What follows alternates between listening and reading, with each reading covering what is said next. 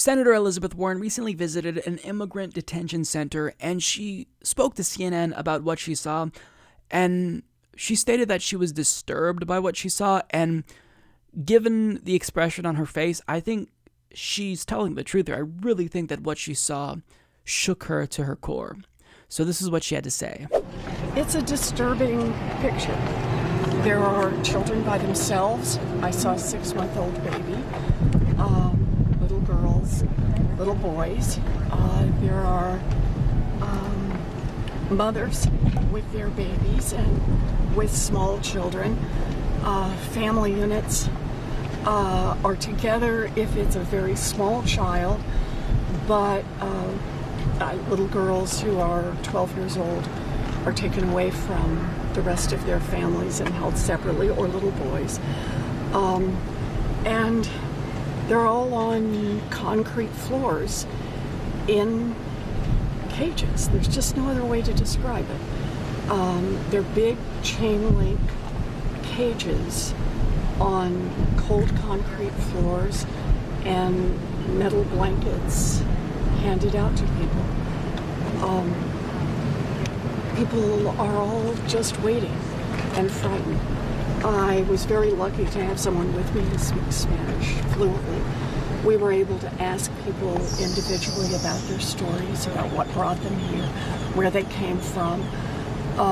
Those particularly from El Salvador talked about the violence, talked about how the gangs had threatened them individually. One woman explained that she had given a drink of water to the police, and now the police, that the gangs believe that she is helping the police. And so she sold everything she has, and she and her 4-year-old son fled the country. She believes that she would not survive if she went back. We talked to others, mothers who just said, from Honduras in particular, who said there's nothing there for us. We have no jobs, we have no money, we have no food for our children, and America is our last hope. The question we asked many of them, here they sat in this cage, were they glad they came? And for all of them, it brought smiles, and they said, yes, I am here in America. This is not over. This is only the processing center I fled in. So I've finished here. I'm going from here to Catholic Charities, and then I will go on to the detention center, which will be the next place that many of these people will go. So I've got more work to do today, so forgive me if I can't stay long. So when she was explaining those details, it was pretty difficult to listen to that.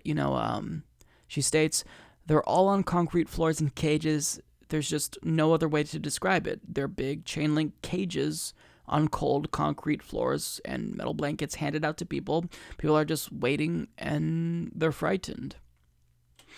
I mean, I think that it's really important for lawmakers to go to these detention centers because it's easy to kind of have this conception of what's happening in your head, but until somebody goes there and explains to you that these are real people suffering, these are people who are terrified, it really, it puts things in a new light, which I think is important.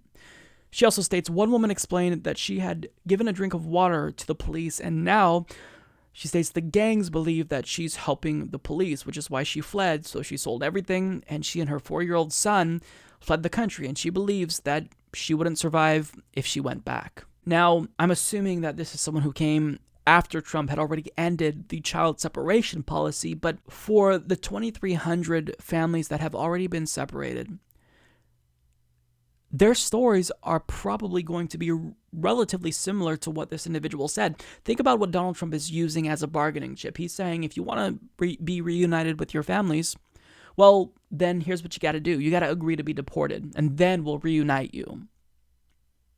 So he doesn't even want to hear them out. He doesn't even want to allow them to make their case for asylum. He just wants them to go back, doesn't even care. Now, thankfully, a federal judge did recently order that Trump's administration reunite the families. But again, you have to understand that these are people who are fleeing violence, in large part created due to our neoliberal policies, the war on drugs. So, when I hear that this woman doesn't believe she would survive if she went back, it's so heartbreaking, because Trump is doing everything in his power to make sure that every single one of these people gets sent back. Seeking asylum is a human right, and he's trying to deny that to them. And again, some people who are arriving at legal ports of entry, where you would arrive if you want to make your case for asylum, some of them are being detained. I mean, this cruelty is, to describe it as inhumane is redundant, because I think that there's no words that really capture just how morally repugnant this is. Now, what Elizabeth Warren said here really got me. She states, the question we asked many of them, where they sat in this cage, were they glad they came? And for all of them, it brought smiles, and they said, yes, I am here in America. Wow.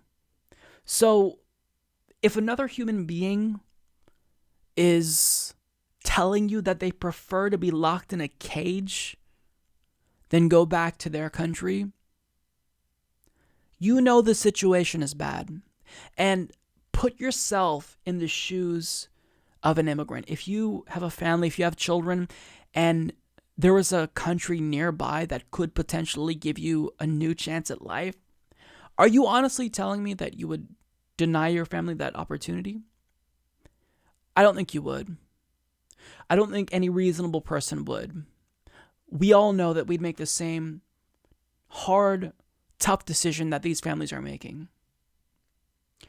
So this is really heartbreaking, but at the same time, even though I do believe that Elizabeth Warren is being genuine here, the cynic in me can't not ask why she wasn't more vocal about what Obama was doing. I mean, you can't deny the fact that Donald Trump's policies are objectively more cruel, hands down.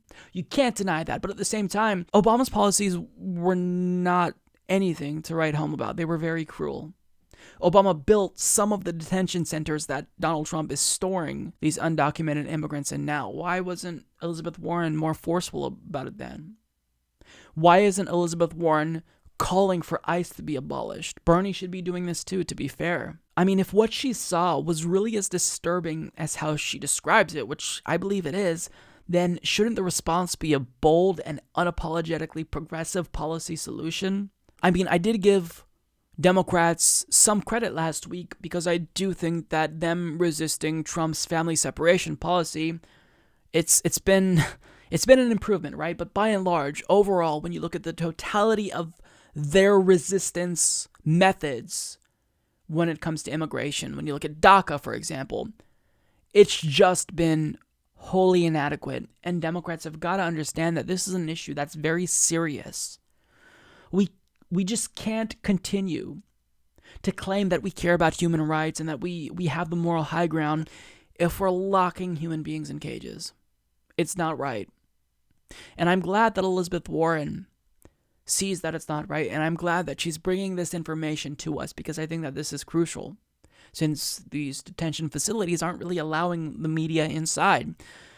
But with that being said, I really want to see a real meaningful response from Democrats, and a sustained response. That means that when Trump inevitably leaves office and a Democrat takes over at some point in time, if he or she does something that's cruel, call him or her out, because cruelty, that transcends partisan boundaries.